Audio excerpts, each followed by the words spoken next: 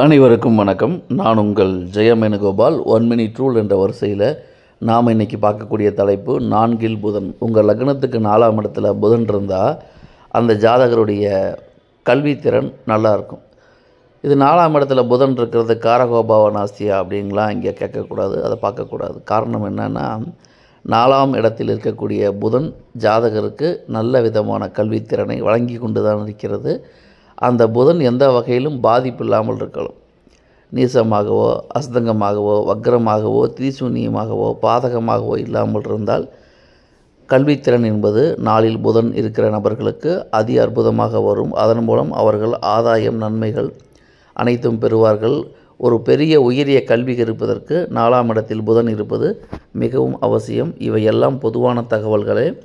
தனிப்பட்ட ஜாதகத்தை பொறுத்து அதில் உள்ள கிரக அமைவுகளை பொறுத்து பலன்கள் வேறுபடும். நன்றி, வணக்கம்.